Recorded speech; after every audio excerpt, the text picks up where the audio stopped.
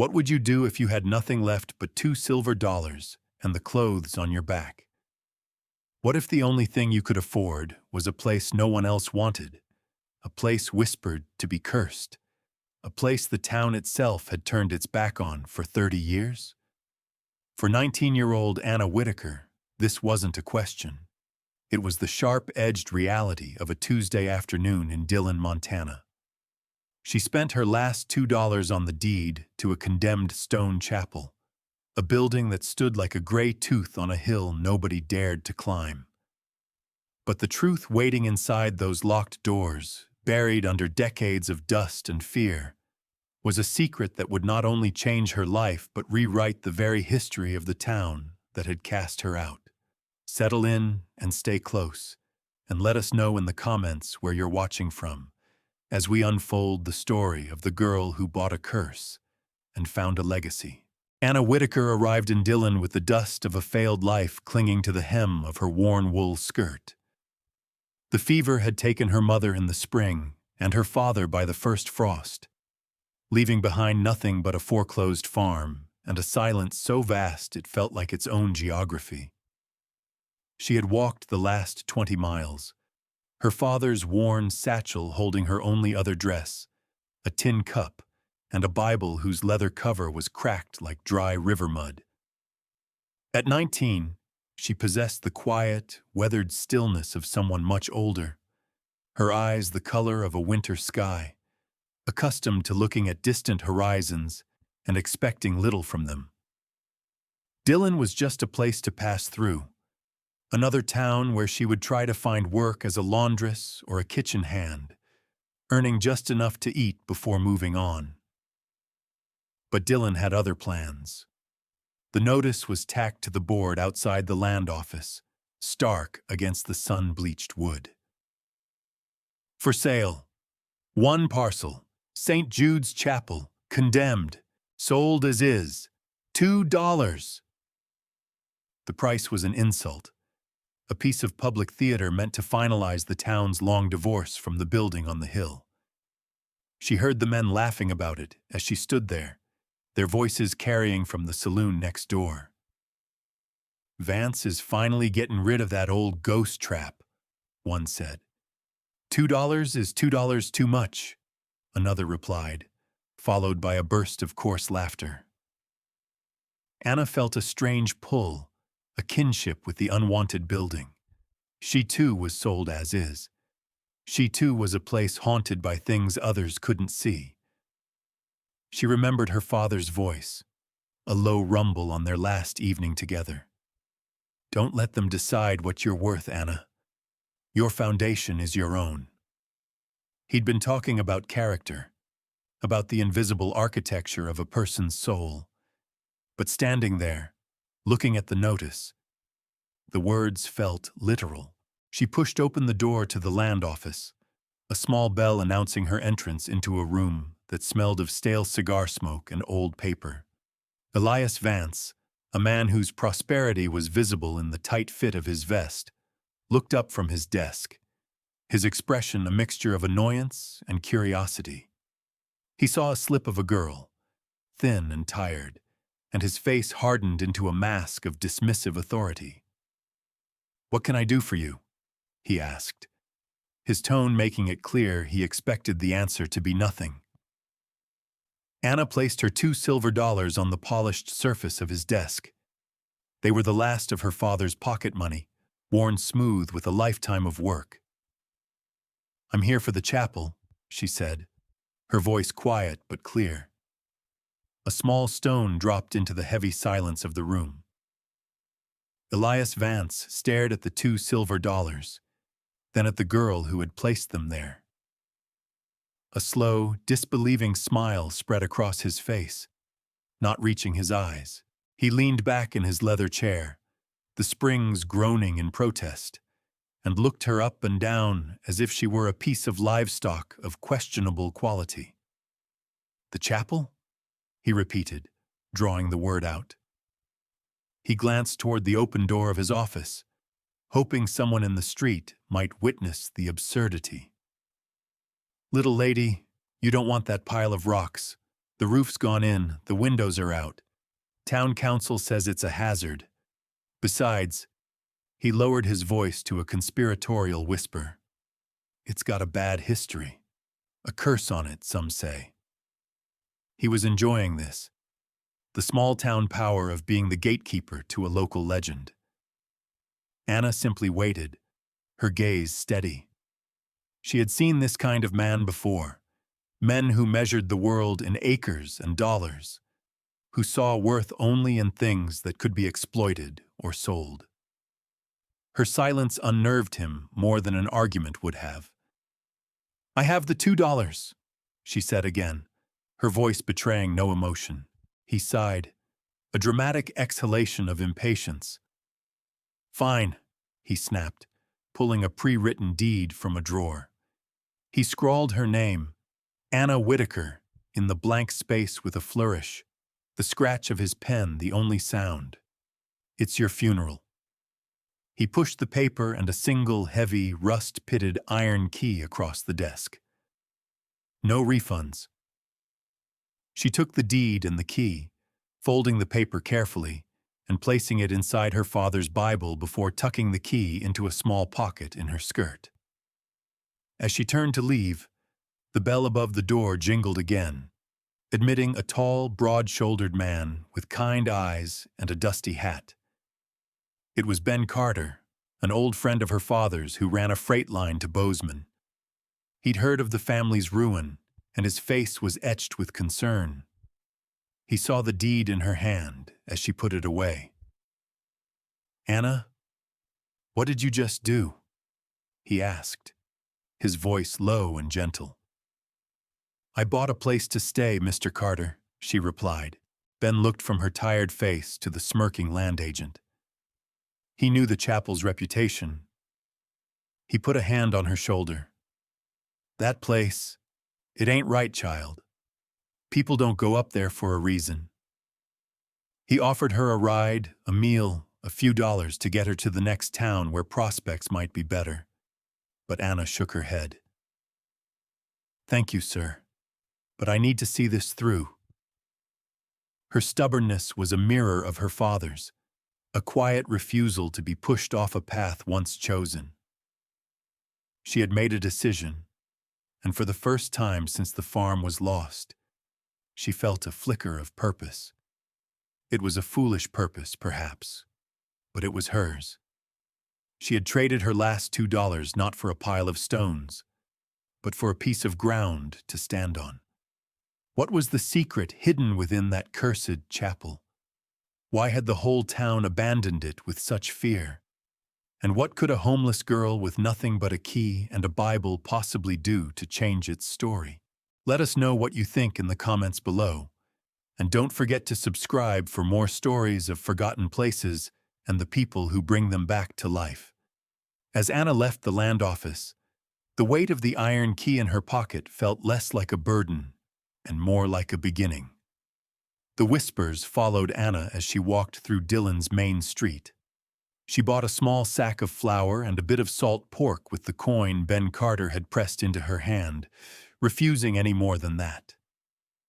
The storekeeper's eyes lingered on her, full of a pity that felt sharper than scorn. Outside, women pulled their children a little closer as she passed. Men standing on the saloon porch stopped their conversation, their gazes tracking her progress. She was no longer just a stranger. She was the girl who bought the ghost trap, the fool who paid for a curse. Their mockery was a low hum, a constant vibration in the dusty air. "Got herself a $2 tombstone," one man muttered to his friend, just loud enough for her to hear. Another spat a stream of tobacco juice into the dirt near her feet. "She'll be running back down that hill by nightfall, screaming her head off." Anna kept her chin up, her eyes fixed on the point where the road began its ascent toward the ridge where the chapel stood.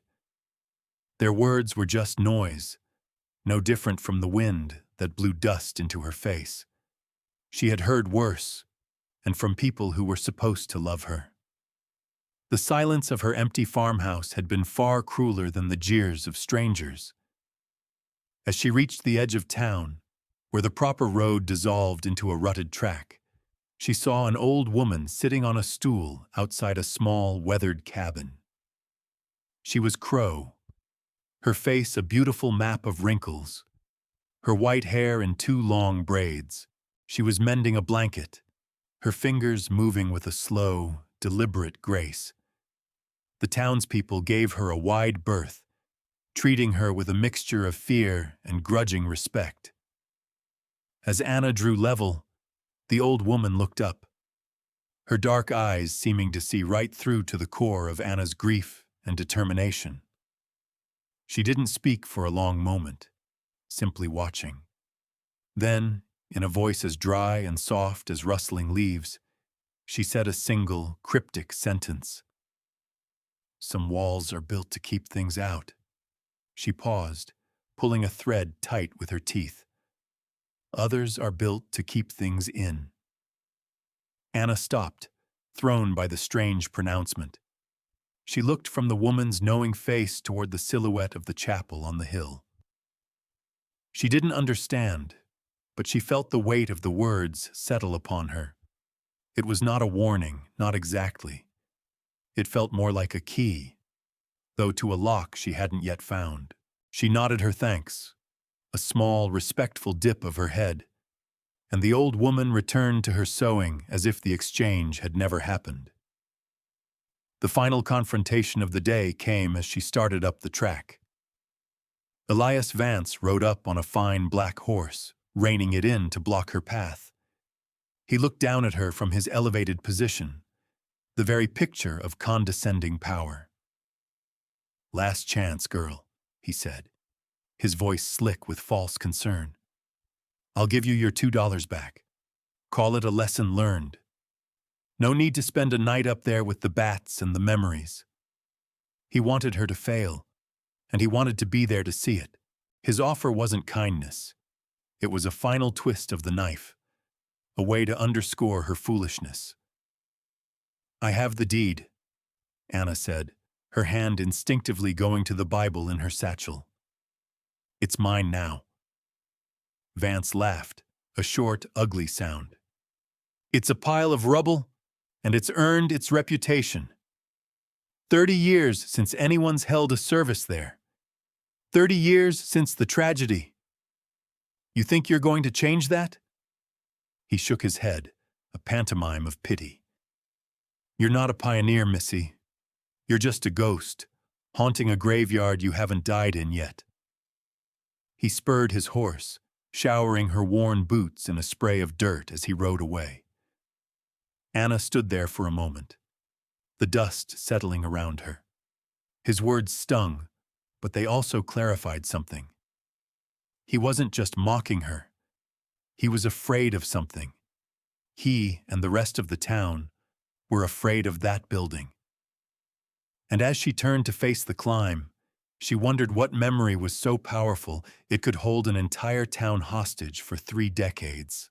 The journey to the chapel was a climb in every sense. The track was steep and overgrown, littered with loose stones that shifted underfoot. The sun was hot on her back, and the small sack of provisions felt heavier with every step. The sounds of the town faded behind her, replaced by the buzz of insects and the rustle of the wind through the tall, dry grass. Nature was reclaiming this hill, slowly erasing the path that men had made. As she climbed, the chapel itself seemed to shift in and out of view, a stone mirage against the vast Montana sky. One moment it was a solid, defiant shape. The next it was a broken ruin, barely distinguishable from the rocky outcrops around it. The air grew cooler, thinner. There was a stillness up here, a sense of isolation that was both daunting and peaceful. She felt as if she were walking out of the world of men and into a different kind of territory, one governed by older, quieter laws. She was leaving the town of whispers and entering the land of silence. Finally, she crested the last rise and stood before it. St. Jude's Chapel.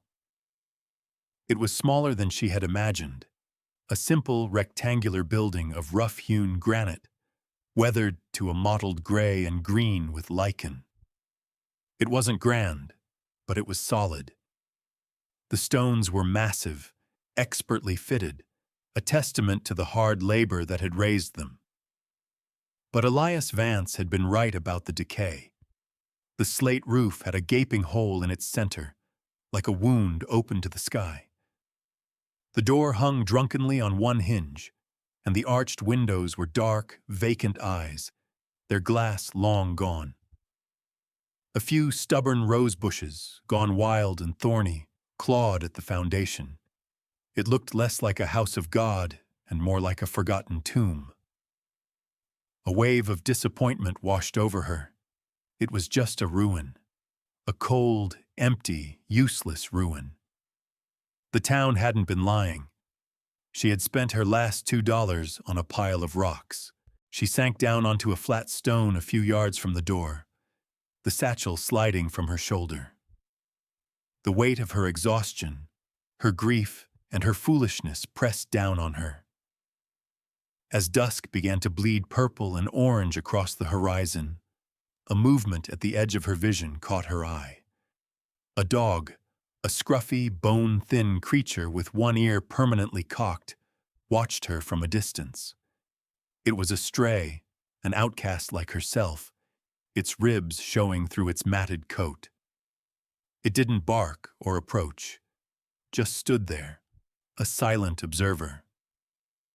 Anna reached into her sack, broke off a small piece of the salt pork, and tossed it onto the ground between them. The dog crept forward, snatched the offering, and retreated to its spot to devour it. An unspoken pact was made. That evening, Anna didn't go inside. The darkness in the chapel was absolute, and she was not ready to face it. Instead, she found a sheltered spot against the leeward wall. Out of the wind, she wrapped herself in her thin blanket, using her satchel as a pillow. The dog, after some hesitation, came and curled up a few feet away, a small, warm presence in the vast, cool night. She lay there, listening to the sounds of the aging building, the groan of old timbers, the whistle of wind through the empty windows, the skittering of some small creature in the walls. It didn't sound like a haunted place. It sounded like a lonely one. It sounded like her. She slept, not near the chapel, but with it. The cold stone at her back a comfort, a solid thing in a world that had become unstable. The first night passed, not in terror, but in a deep and profound quiet. The next morning, Anna awoke stiff and cold, but rested. The sun was just cresting the eastern mountains, bathing the high valley in a clean, golden light. The world felt new, washed clean of the previous day's doubts. The dog was still there, watching her with intelligent, weary eyes. She gave it another piece of pork and a name. Deacon. It seemed fitting. He was, for now, the chapel's only other resident. With the morning light pouring through the broken roof, the interior of the chapel seemed less menacing.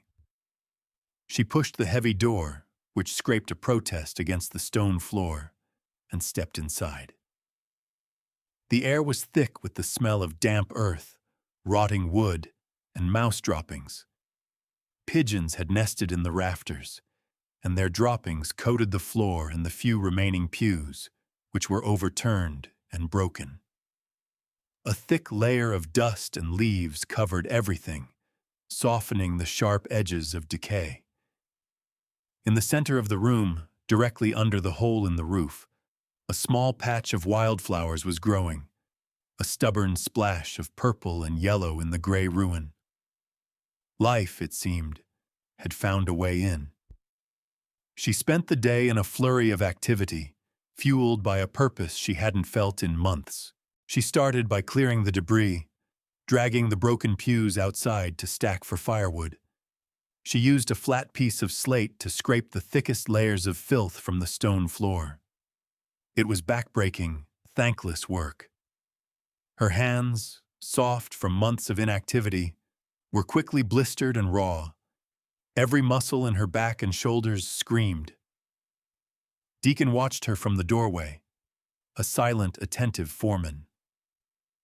As she worked, she began to learn the building's contours, its sounds, its secrets. She saw where the water had stained the walls, where the wind had scoured the stone. She found a small, rusted tin box in a corner, empty except for a few crumbling pages of a hymnal. She discovered the remnants of a simple wooden altar, pushed into a corner and covered in a fallen beam. It was a place of deep neglect, a place that had been deliberately abandoned. By late afternoon, she had cleared a small section of the floor near the front.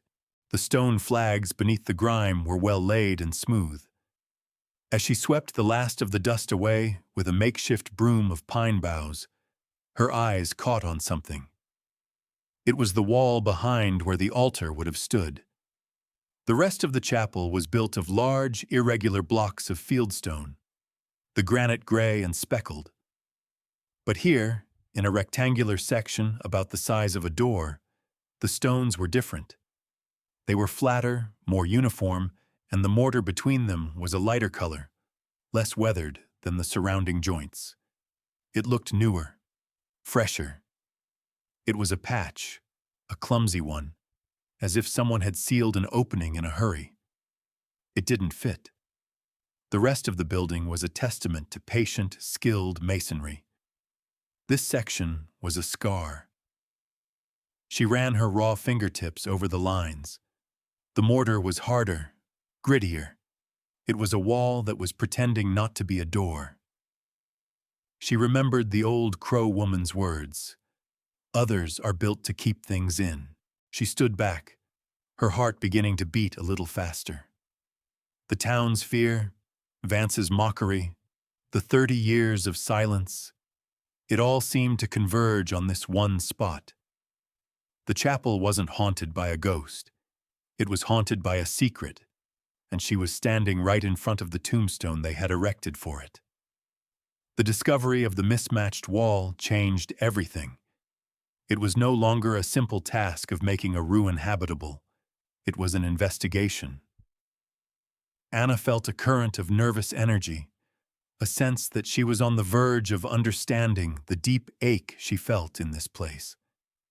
She didn't act immediately. For 2 days, she simply lived with the knowledge, observing the wall at different times of day. In the morning light, the seams were almost invisible, but in the long, slanted rays of the late afternoon, they stood out in sharp relief, an undeniable outline. She would eat her meager meal of flour cakes and water sitting on the floor, just looking at it, Deacon at her side. The dog seemed to sense the change in her, the shift from weary survival to focused intent.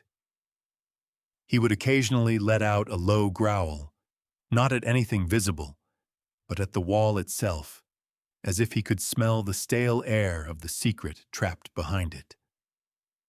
Her father had been a farmer, but he was also a builder in his own right, mending his own fences, barn, and house with a patient hand. He had taught her to read the language of stone and wood. "Things tell you their story if you're quiet enough to listen," he used to say. This wall was telling her a story of haste and concealment. On the 3rd day, she began to work. She needed tools. Rummaging through a small, collapsed lean-to behind the chapel, she found a rusted pry bar and a heavy mallet with a cracked handle. They were pitiful implements, but they were something. She started at the top of the outline, trying to find purchase in the mortar seam. At first, her efforts were fruitless. The mortar was stubborn, and the pry bar skittered uselessly off the stone. Her arms ached, and the blisters on her hands broke, stinging with sweat and grime. Doubt began to creep in. Maybe she was wrong. Maybe it was just a repair, a meaningless anomaly. She could be wasting her precious energy on a fantasy, chasing a ghost that wasn't there. She looked around the empty, broken space. What else was there to do? She could clean and patch and shiver through the winter, but to what end? This wall was the heart of the place. It was the question the chapel was asking, and she felt a deep, resonant need to find the answer. She changed her approach. Instead of trying to force the stones, she began to chip away at the mortar itself, using the sharp edge of the pry bar and tapping it with the mallet. It was slow, painstaking work. Tap, tap, tap, a small puff of dust. Tap, tap, tap. A tiny crumb of mortar falling to the floor. Hours passed. The sun moved across the sky, its beams tracking her slow progress across the wall. Deacon slept in a patch of sun, then moved to the shade, a silent, steadfast companion to her labor. With each small chip of mortar she removed, she felt she was chipping away at the town's lie. She was not just breaking down a wall, she was dismantling a silence that had lasted for 30 years. The physical effort was immense, but it was also cleansing. She poured her grief for her parents, her anger at her homelessness, and her frustration with the mocking town into every strike of the mallet. The rhythm of the work became a kind of prayer. Chip away the old. Make way for the new. Reveal what is hidden. By dusk, her hands were bleeding and her body trembled with exhaustion, but she had managed to loosen a single stone near the top corner. It was just enough. She wedged the pry bar deep into the gap and put her entire weight on it. For a moment, nothing happened. Then, with a deep, grating groan, the stone shifted. A sliver of darkness appeared, a puff of stale, cold air smelling of dust and time and something else. Something faintly metallic and organic like old leather puffed out into her face. It was the chapel's first exhaled breath in 3 decades. She worked the stone back and forth, widening the gap until she could pull it free. It was heavy, and she stumbled back with it, a cloud of mortar dust filling the air. She peered into the black opening. It was not a solid wall behind it. It was a space, a room, a sealed vestry. The Crow Woman had been right. This wall wasn't built to keep the weather out. It was built to keep a memory in, and she had just created the first crack in its prison. The opening was too small to see much, a black rectangle in the fading light. Anna's heart hammered against her ribs, a frantic bird in a cage. She knew she could not stop now. Working with renewed, feverish energy, she attacked the next stone, then the one after that. The mortar, having lost its keystone, gave way more easily. Stone by heavy stone, she dismantled the wall, her breath coming in ragged gasps.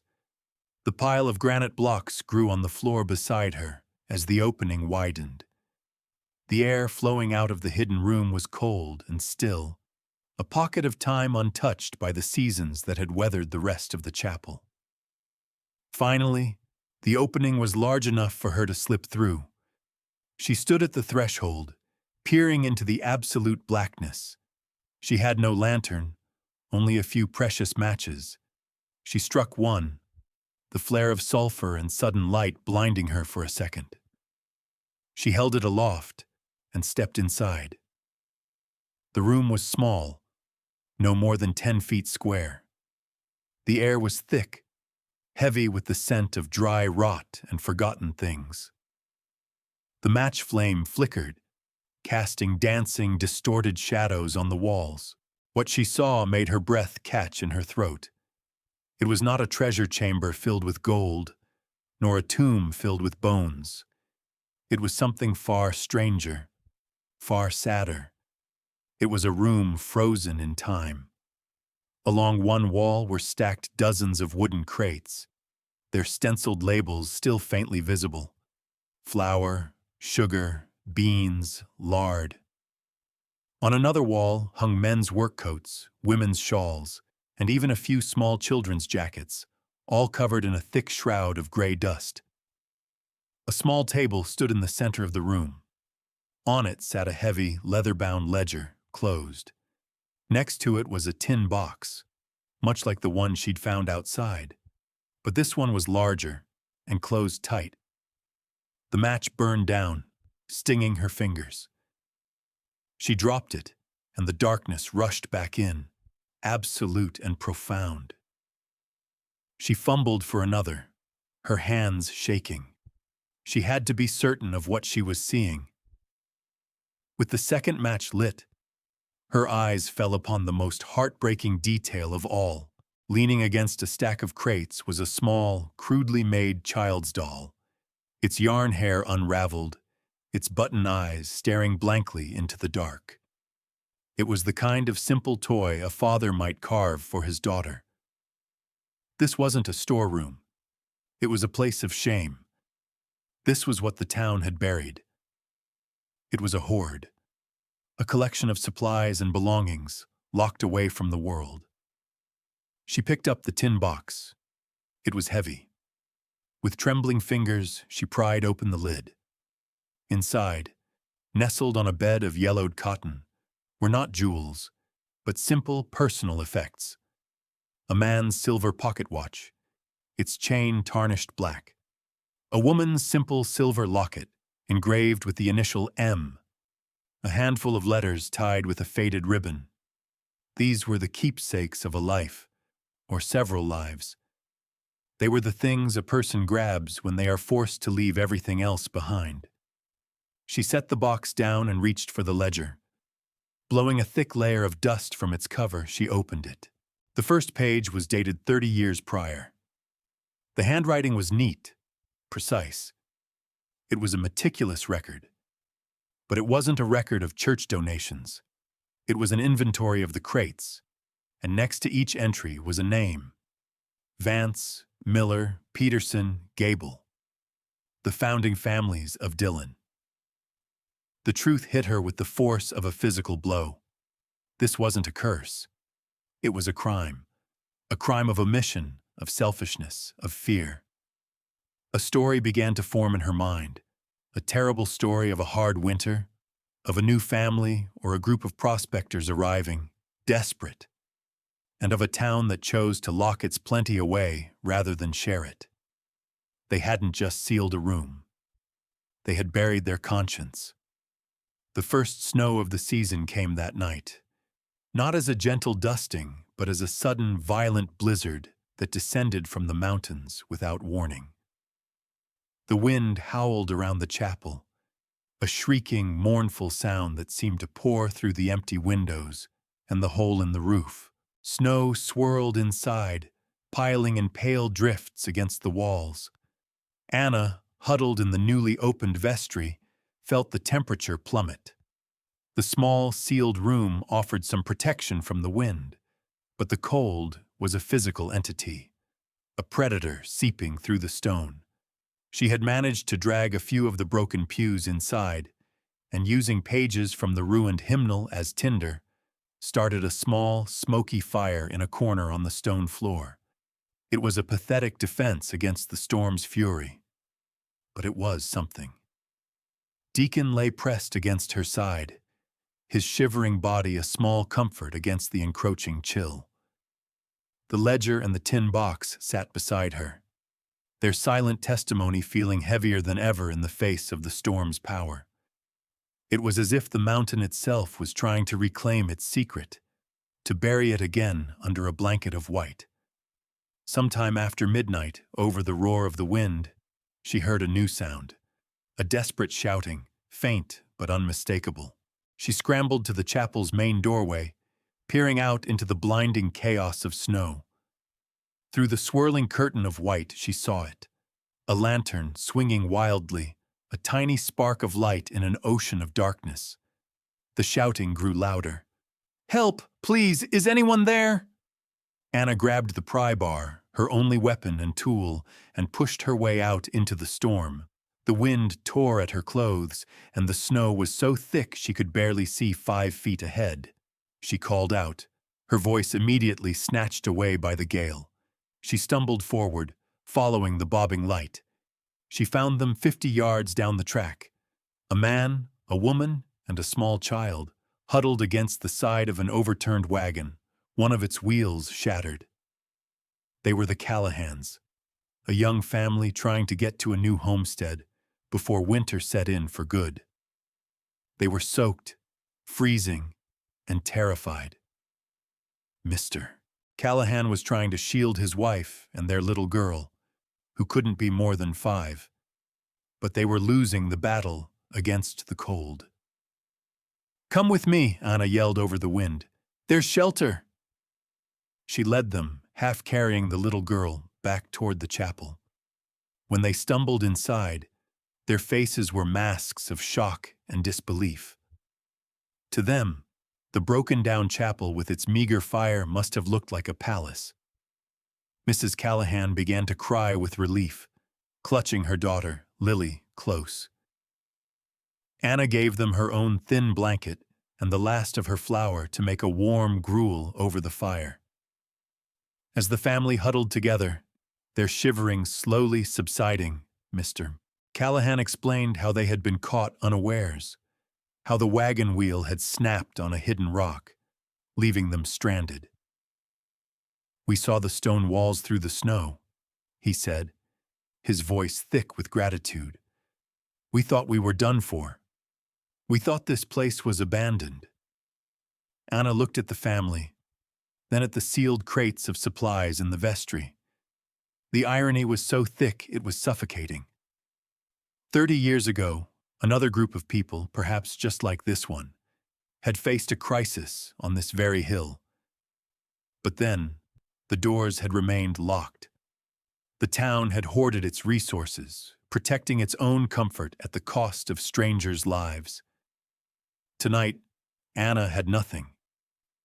She was a homeless girl with $2 to her name, living in a ruin. And yet, she had opened her door. She made her choice. She would not let history repeat itself. She fed the family, kept the fire going through the long, dark night, and stood watch, ensuring the roof did not collapse further under the weight of the snow. In the heart of the storm, sheltering a family of strangers, Anna Whitaker understood what it truly meant to build a sanctuary. The blizzard raged for 2 full days. Anna, with Mr. Callahan's help, managed to brace the weakest part of the roof with a timber from the wagon. They burned the broken pews and parts of the wagon itself to keep the fire alive. Anna shared her meager provisions without a second thought, stretching them to feed 4 people instead of 1. She learned the family's story, of a failed crop in the east, of a dream for a small piece of land where they could be self-sufficient. Their story was her story, a common tale of hardship and hope on the frontier. The little girl, Lily, eventually warmed to her, and to Deacon, who seemed to understand his role as a gentle guardian. In the quiet moments between the wind's howls, Anna would watch Lily play with the old doll from the vestry, which she had cleaned as best she could. The sight of the child breathing new life into the forgotten toy was a powerful symbol, a bridge across the 30 years of silence. She did not tell the Callahans about the ledger or the tin box. The story was not hers to tell yet, and their needs were more immediate. For 2 days, the chapel was not a ruin or a tomb, but a home, filled with the quiet sounds of survival and shared humanity. When the storm finally broke on the 3rd morning, the world outside was a transformed landscape of blinding white snow and brilliant blue sky. The silence was absolute. From their vantage point on the hill, they could see the town of Dillon below, buried in snow, smoke rising from its chimneys. It looked peaceful, almost idyllic. Mr. Callahan, an able carpenter, was already planning how to build a sledge from the wagon's remains to get his family down to the town. Later that day, a group of riders was spotted making its way slowly up the hill. It was a search party from Dillon, led by Elias Vance and the town sheriff. They had seen the faint trace of smoke during a break in the storm and had come to investigate, likely expecting to find a squatter's frozen corpse. When they arrived, they stopped dead, their horses steaming in the cold air. The scene before them was not what they expected. Instead of a dead girl in a ruin, they found a makeshift camp. They saw the young family, alive and well. They saw the braced roof, the smoldering fire, the child playing. They saw Anna Whitaker, standing in the doorway of the chapel, her face smudged with soot, but her eyes clear and steady. Vance's jaw went slack. He stared from the Callahans to Anna, his mind unable to process the contradiction. "What is this? Who are these people?" he demanded. Mr. Callahan stepped forward. "This woman, Miss Whitaker, saved our lives," he said, his voice ringing with conviction in the crisp air. "She took us in from the storm, gave us her food and her fire. If it weren't for her, my wife and child would be dead." The other men in the party looked at Anna with a new respect. The whispers of fool and ghost seemed to evaporate in the bright sunlight. They saw a survivor, a protector. Vance, however, only looked suspicious. His eyes darted to the chapel's interior, to the gaping hole where the sealed wall had been. "What have you done to this place?" he sputtered, striding forward. He stopped at the entrance to the vestry, his face paling as he saw the empty space, the stacked crates, the open ledger on the table. He knew exactly what he was looking at. The town's buried secret was now sitting in the open, under the clear light of day. The sheriff followed his gaze, his brow furrowing in confusion and then dawning horror as he, too, understood. Anna simply watched them, her work now done. The truth was no longer locked in stone. It was out, and it would have to be reckoned with. The revelation of the sealed vestry sent a shockwave through Dillon. The sheriff took the ledger and the tin box as evidence, and the story, confirmed by the still visible inventory stenciled on the crates, spread from house to house, carried on whispers far more potent than the ones that had once mocked Anna. The town's founding myth, a story of hardy, righteous pioneers, crumbled, replaced by a darker, more complex truth. It turned out the curse of St. Jude's was the town's own guilt. 30 years before, during a winter even more brutal than the one they had just endured, a small group of prospectors, a man named Miller and his family among them, had been caught by the snows. They had come to the newly formed settlement of Dillon for aid. But the town, led by a council that included Elias Vance's father, had been gripped by fear. Worried their own supplies wouldn't last, they made a terrible choice. They gathered their excess stores, sealed them in the vestry of the new chapel under the guise of a community trust, and turned the desperate family away. The Millers perished in the mountains, and their belongings, the watch, the locket, the doll, were quietly added to the hoard. The story of a curse was invented afterward, a convenient ghost to keep people away from the scene of the crime. A young, thoughtful county clerk from Bozeman, Mr. Abernathy, was sent to review the records. He sat with Anna in the town hall, the ledger open between them. He handled the book with a historian's reverence. "The names in this ledger," he said softly, his finger tracing the elegant script. "They match the original town charter exactly. Vance, Peterson, Gable. This is an unofficial record of the town's first communal assets." He looked up at Anna, his eyes full of a quiet awe. "What you found here? This isn't just an inventory. It's a confession." He confirmed that a family named Miller had indeed been unaccounted for in the territorial census of that year. The pieces all fit. Elias Vance, confronted with the evidence from his own father's hand, was publicly humbled. He wasn't charged with a crime. The statute of limitations had long passed, and the sin was one of community, not of one man. But his authority, built on a foundation of inherited lies, was shattered. He offered to buy the chapel back from Anna for 100 times what she paid, a desperate attempt to bury the story again, but she quietly refused. The chapel was hers, and its story was now part of her own. The townspeople's attitude toward Anna underwent a profound transformation. The mockery was replaced by a quiet, almost reverent respect. They saw her not as the fool who bought a ruin, but as the catalyst who had forced them to face a difficult truth. She had done what no one else had dared to do for 30 years. She had opened the door. The Callahans, having recovered in town, became her staunchest defenders, telling anyone who would listen how she had saved them. Their story served as a living counterpoint to the 30-year-old failure of the town's founders. People began to make their way up the hill, not out of morbid curiosity, but as a kind of pilgrimage.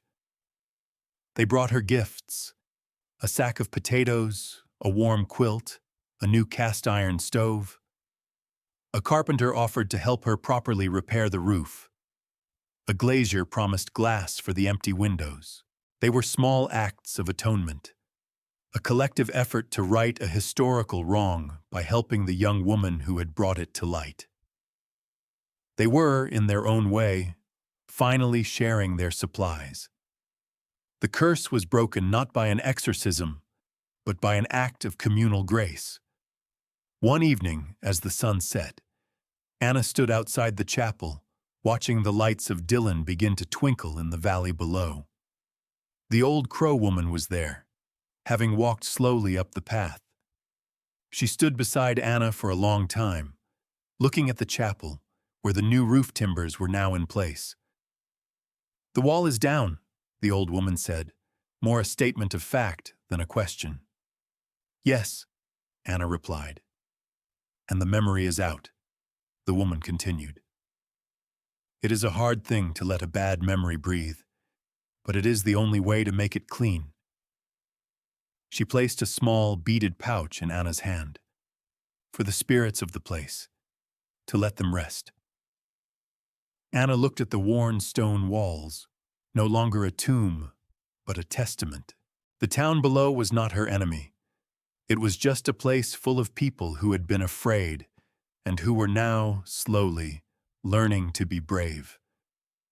She had come to Dillon with nothing, an outcast. Now she had a home, a purpose, and a community that was rebuilding itself around the truth she had uncovered. The chapel on the hill was no longer an emblem of shame, but a symbol of redemption.